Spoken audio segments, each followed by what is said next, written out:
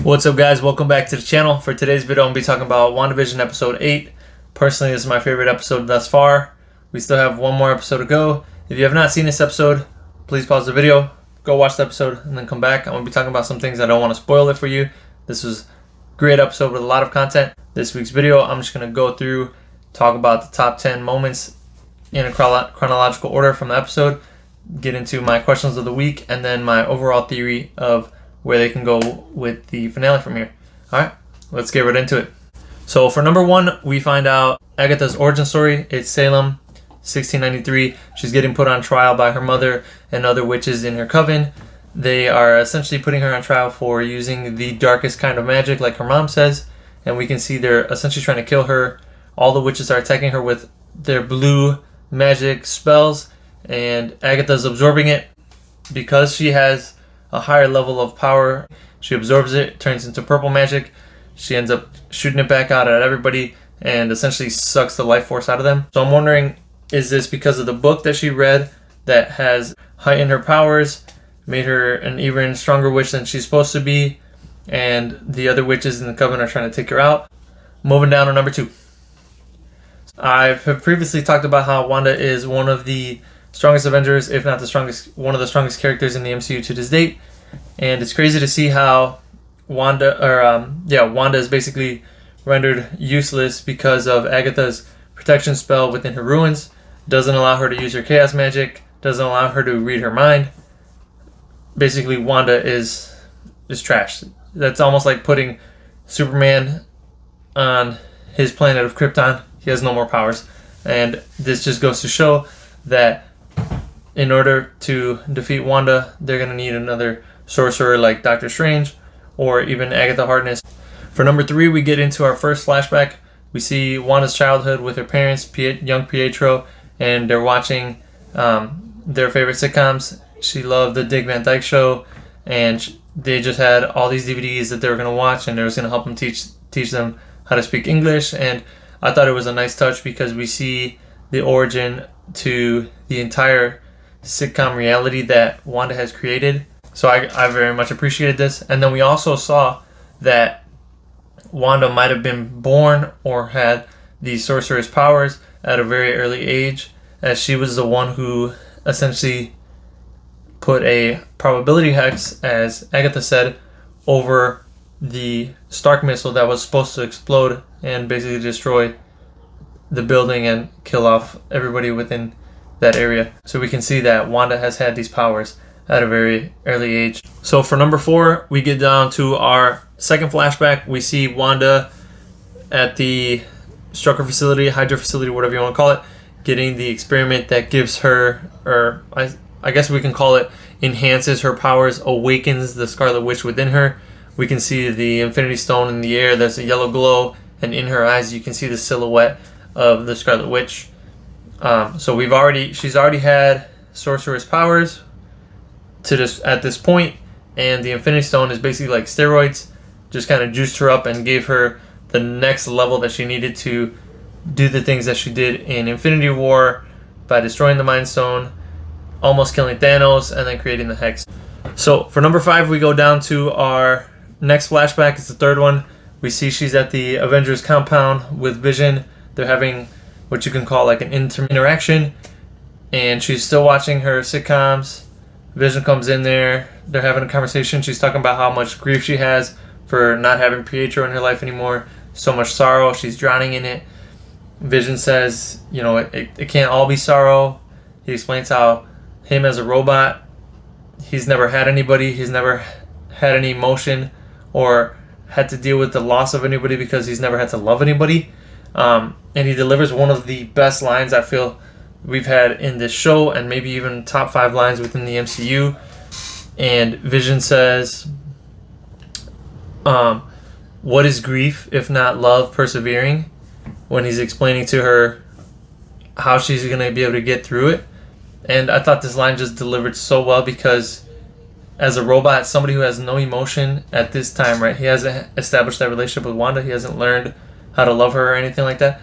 He says this line, and it's basically him trying to like make a logical sense of what love is, and I thought it just delivered perfectly. So Shout out to Vision. So moving down to number 6, we see the last flashback where Wanda goes into the Sword headquarters, and unlike how Heyward had said in a previous episode, Wanda didn't go in there and break in and steal Vision.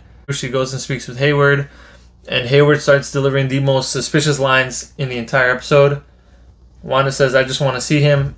I just want to bury him." And Heyward says, "Not everybody has the power to bring back their soulmate, bring them back online." And like, I was so confused listening to this. I watched the episode a few times and I was wondering, like, how the hell does he know that she can reanimate Vision? Like, who is this guy? How does he know that shit? And why would he even say something like that?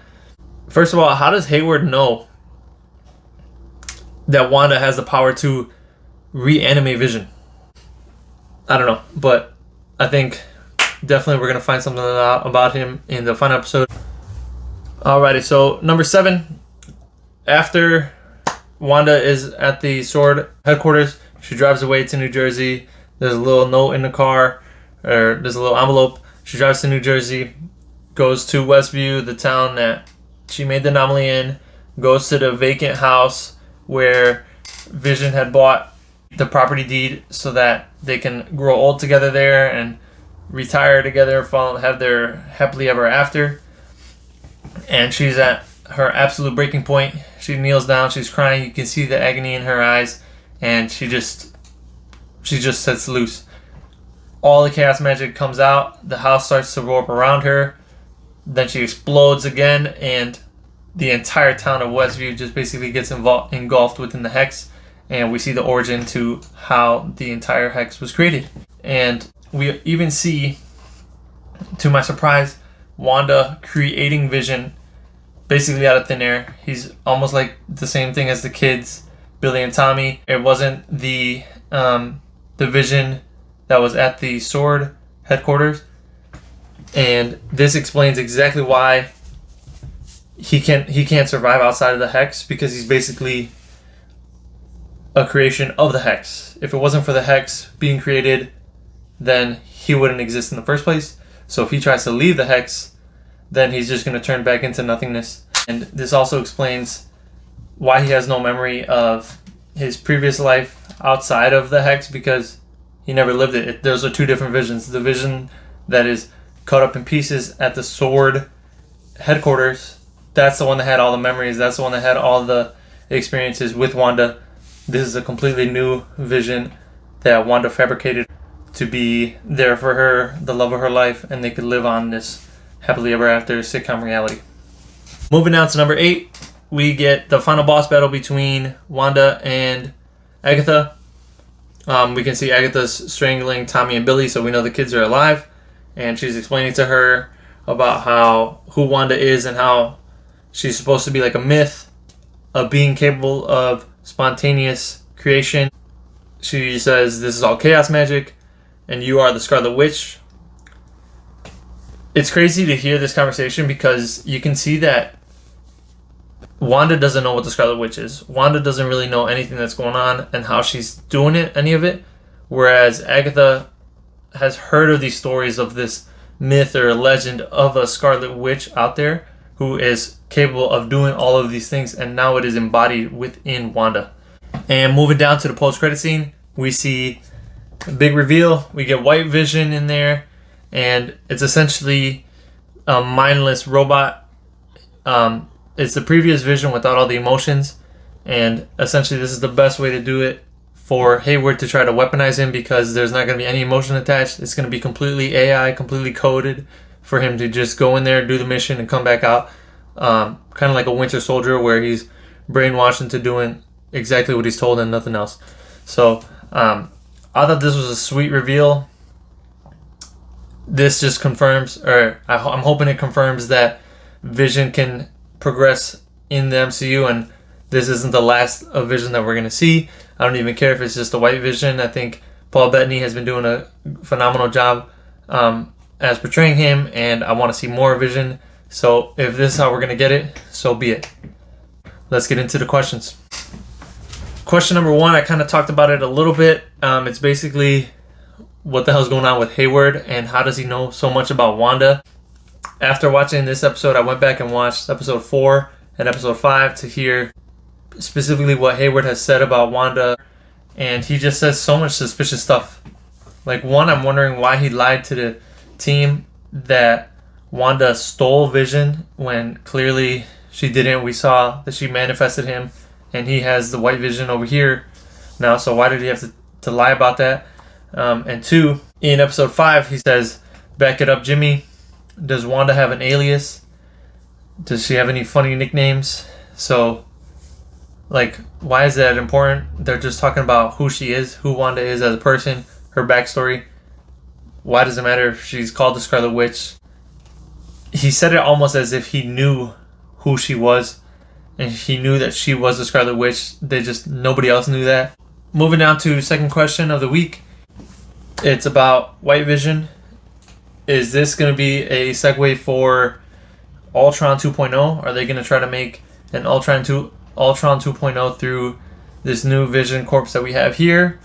And on top of that, do you guys think this is our last cameo of the season? I know Paul Bettany had an interview after last week's episode, or the week before that, and he said there's one more cameo that I'm so excited for the fans to see, and I wonder if he was referring to his White Vision costume, or if there's somebody else, maybe Doctor Strange coming in there.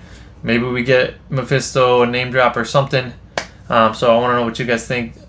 Was that our last cameo of the season? Or if not, who do you think is going to come into the season for the season finale? For question number 3 of the week, does Doctor Strange know of the Scarlet Witch?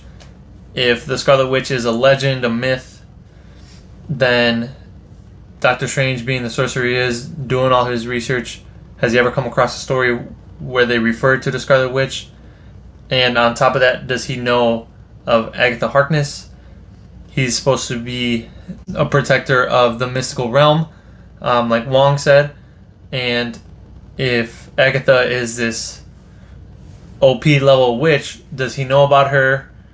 And what is his plan to try to stop her if he gets involved? For my last question of the week, it's kind of like a devil's advocate.